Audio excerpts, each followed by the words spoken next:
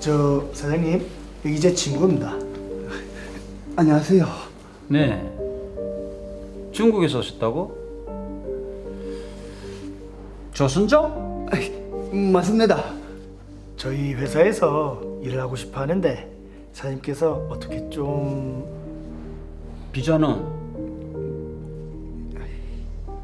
처음 한국에 올 땐 비자를 받아 당당하게 왔습니다. 비자 없을 때나? 하지만 배달 일을 하다 의도치 않게 사고가 났고 이후 조선적인 저의 비자는 취소됐고 불법 체류자가 됐습니다. 그래. 조순정이면 우리 동포 아닙니까? 동포애를 발휘해서 같이 일합시다. 감사합니다. 감사합니다.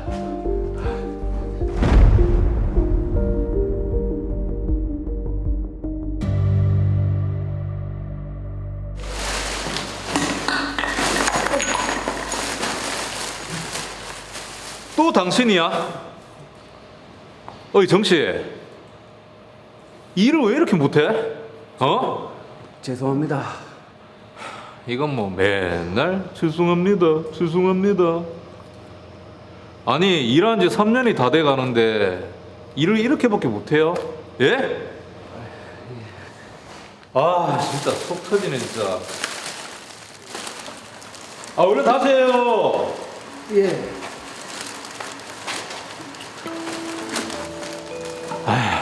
하루 이틀도 아니고 말이야.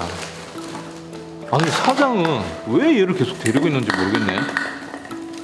잘라도 진작에 잘랐어야지.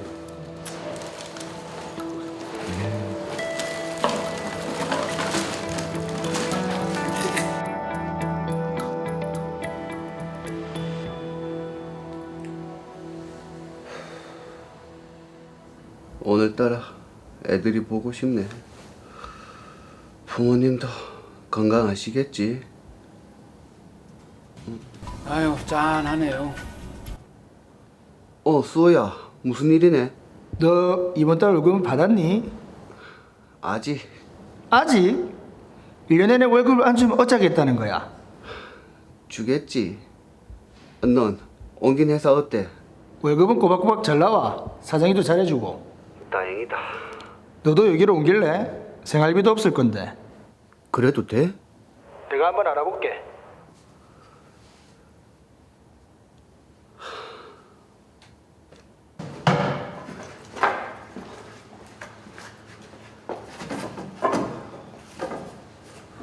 일 잘하고 있지? 저기 저 부장님, 밀린 월급 좀. 월급? 정씨가 뭐 잘한 게 있어야 월급을 주지. 아니, 무슨 말을 그래 합니까? 틀린 말은 아니잖아. 저 중국에 애도 5이나 있고 부모님 생활비도 드려야 돼서 월급 꼭 필요합니다. 아이고 사정이 딱해서 어쩌나. 근데 그건 내 권한이 아니야. 사장 결제가 안 떨어지는 걸 어떡해. 월급이 1년 동안 안 주면 어떻게 삽니까? 그건 내 알 바 아니지. 그럼 사장님 찾아가겠습니다. 그러든가. 너무하네요 정말. 사장님, 저 밀린 월급 주세요. 회사 사정이 안 좋다고 했잖아. 조금만 기다려 달라니까. 월급을 1년 동안 안 주는 게 말이 돼요? 아니 왜 말이 안 돼? 한국에서 서로 사정 봐주고 그게 바로 정이야 정. 정은 무슨...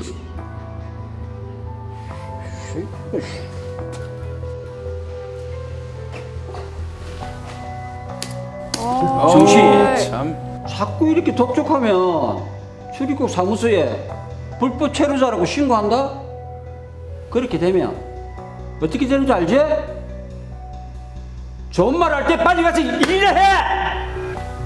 저러시면 안 되죠. 약점을 잡고 고찰을 너무하네요. 그냥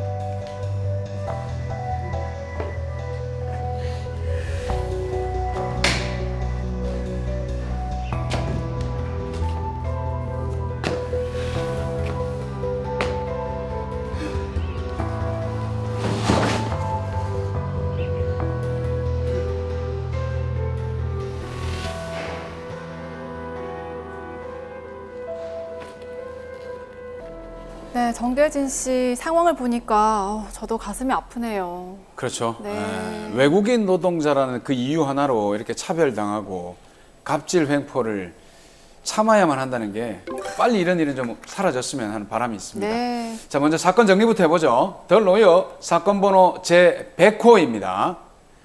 조선족인 정계진 씨는 한국에 와서 배달 일을 하며 매달 가족들에게 돈을 보냈는데요. 실수로 교통사고가 났고 외국인 신분인지라 일을 제대로 처리하지 못했습니다. 그로 인해 취업비자가 만료됐고 정계진 씨는 불법 체류자가 됐습니다. 하지만 가족들을 위해 일을 쉴 수가 없었죠. 친구인 박수호 씨를 통해 조영수 씨 회사에 취직을 하게 됐고 일을 시작합니다. 서툴렀지만 3년 동안 계속 일을 이어갔는데요. 회사에서는 경기가 좋지 않다는 이유로 1년 동안 월급을 제대로 주지 않았고 정계진 씨가 불법 체류자 신분임을 이용해서 협박과 갑질까지 일삼고 있었습니다. 이런 상황에서 정계진 씨는 과연 어떻게 해야 될까요? 그러게요. 동포애를 발휘해서 같이 하자 할 때는 언제고 정계진 씨가 불법 체류자라는 것을 악용을 해서 협박을 하고 지금 월급도 제대로 주지 않고 있는데 정말 너무한 상황입니다. 이영민 변호사님 어떻습니까? 정말 답답하고 화가 납니다. 네. 정계진 씨 회사의 사장과 부장은 정말 법의 무서움을 잘 모르는 것 같습니다. 제가 오늘 약자를 위한 법이 무엇인지 그리고 얼마나 법이 무서운 것인지 알려드리겠습니다. 정계진 씨는 너무 걱정하지 마시고 제 얘기를 잘 들어주시기 바랍니다. 저렇게 차분하게 말씀하니까 법이 정말 무섭습니다. 오늘 한번 무서운 법을 맛을 봐야 됩니다. 네. 자, 일단 정계진 씨가 우선 회사를 상대로 어떤 조치를 좀 취해야 될까요? 네, 제가 정계진 씨 사례를 좀 더 살펴보니까 정계진 씨는 월급도 1년 가까이 받지 못했고 그만두겠다고 했는데도 퇴직금을 받지 못했더라고요. 네. 그리고 근로계약서도 작성을 하지 않았다고 합니다. 정계진 씨는 이런 사유들을 전부 모아서 고용노동부에 진정을 하면 됩니다. 근데 이게 고용노동부에 진정을 하게 되면 조사를 한 후에 권고조치 정도만 내리지 사실 뭐 제대로 된 체불된 임금을 다시 돌려준다거나 이런 조치까지는 안 취해주는 것 같더라고요. 어떻습니까? 걱정하실 필요가 없습니다. 진정을 하면 고용노동부 근로감독관이 근로자와 사용자 양쪽을 조사해서 임금 체불의 여부와 그 금액을 확인하는 과정을 먼저 거치는데요. 임금 체불 사실이 확인되면 사용자에게 지급을 먼저 권유를 하고 지급이 되지 않을 경우에는 검찰에 송치하게 됩니다. 네. 검찰에서는 임금 체불액, 기존 전과 등을 고려해서 법원에 벌금형의 약식 명령을 청구하거나 바로 재판 절차에 회부할 것을 신청하는 등 강력한 조치를 취하기 때문에 걱정하지 않으셔도 됩니다. 네, 그런 절차가 좀 시작이 되면 보통 뭐 기업주나 사용자들이 꼬리를 조금 내리겠네요. 네, 맞습니다. 네. 보통 고용노동부 진정 절차에서 근로자와 사용자가 합의하고 진정이 취하돼서 종결되는 경우가 많이 있습니다. 자, 그럼 변호사님 만약에 합의가 안 돼서 형사 재판까지 가는 경우에는 처벌이 어떻게 됩니까? 네. 근로자 퇴직급여 보장법에서는 근로자가 퇴직한 경우에 사용자는 지급 사유가 발생한 날로부터 14일 이내에 퇴직금을 지급해야 한다고 정하고 있습니다. 다만 특별한 사정이 있는 경우에는 당사자 간의 합의에 따라서 그 지급 기한을 달리 정할 수는 있는데요. 네. 이를 지키지 않는다면 3년 이하의 징역 또는 2천만 원 이하의 벌금형에 처해지게 됩니다. 그런데 이 처벌 규정은 내년, 그러니까 2022년에 상향 조정돼서 벌금이 최고 3천만 원까지 올라가게 되었습니다. 그런데 이게 실제로 좀 처벌까지 가는 경우가 좀 드물지 않습니까? 아닙니다. 몇 가지 사례를 보면 예. 2020년 제주지방법원에서는 근로자 8명의 임금 합계 3,900만 원을 체불한 사례에서 사업주에게 징역 6월에 집행유예 1년을 선고한 사례가 있습니다.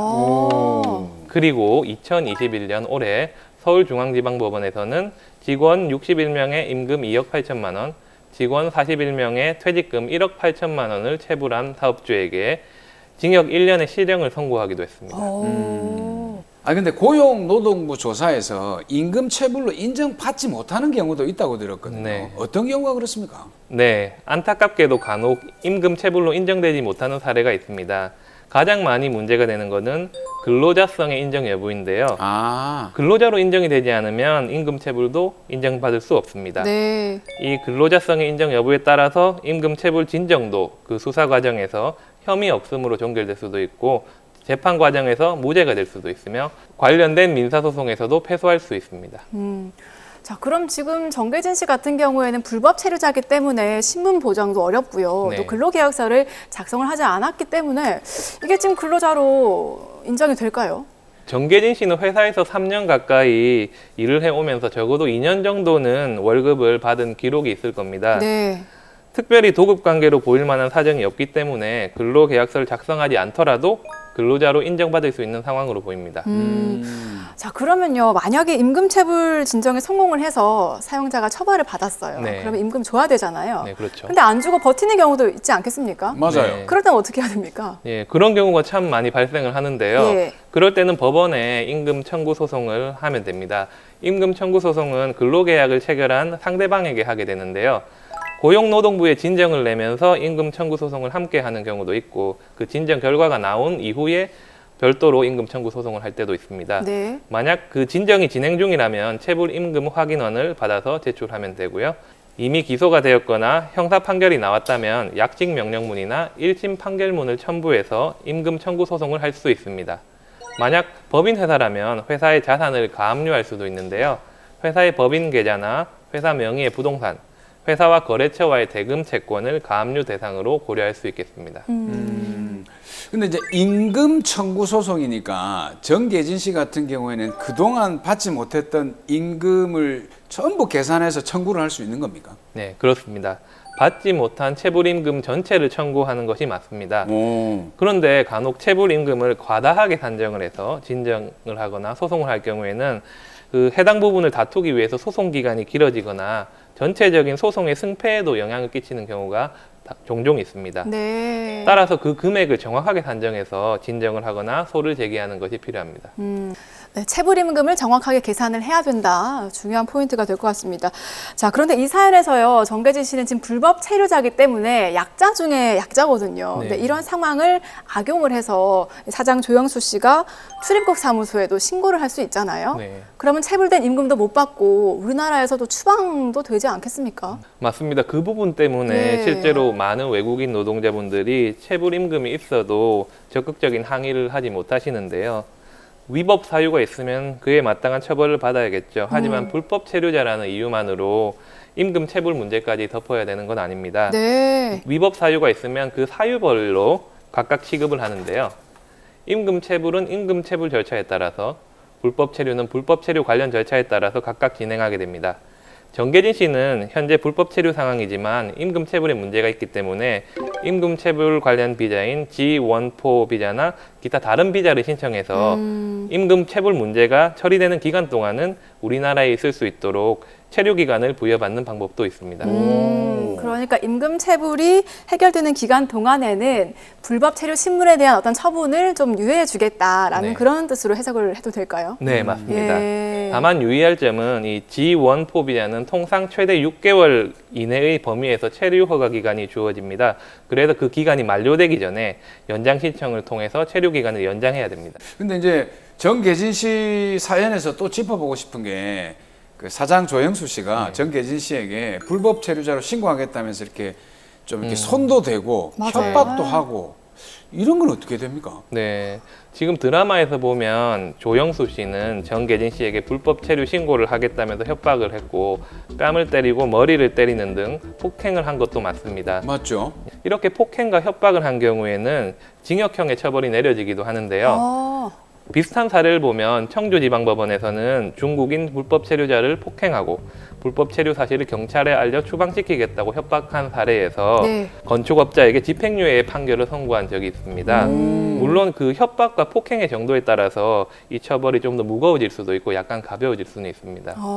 그럼 협박이나 폭행 이런 부분도 정계진 씨가 직접 신고를 해야 처벌을 할 수 있는 건가요? 네, 그렇습니다. 폭행과 협박 부분은 정계진 씨가 별도로 경찰에 신고를 해야 처벌이 가능할 것 같습니다. 네. 신고를 하면 경찰에서 출입국 사무소로 통보하지 않을지 걱정하시는 분이 있을 수 있는데요. 그렇죠. 맞아요. 예. 불법 체류자 통보 의무 면제 제도라는 것이 있습니다. 경찰은 사건 처리 과정에서 불법 체류자를 알게 되면 출입국 관리 사무소의 원칙상 통보 의무가 있지만 형법 및 특별법상 일부 범죄에 대해서는 통보 의무가 면제됩니다.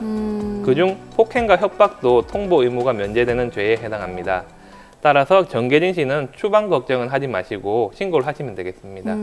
네, 자 그럼 마지막으로 정계진 씨처럼 지금 임금 체불로 인해서 고통받고 있는 많은 외국인 근로자분들을 위해서 한마디 해주시죠. 임금을 적시에 받는 것은 근로자의 당연한 권리입니다. 임금 체불 기간이 너무 길어지면 회사가 폐업을 하거나 소멸시효가 완성이 돼서 임금을 받지 못하는 결과가 종종 발생합니다. 그러므로 임금이 체불되었을 때 빠른 법적 조치를 취하는 것이 무엇보다 중요합니다. 불법 체류자 통보 의무 면제 제도 등 피해자를 보호하는 다양한 여러 제도가 있으니까 너무 걱정하지 마시고 용기를 내셔서 체불 임금을 꼭 받으시기 바랍니다.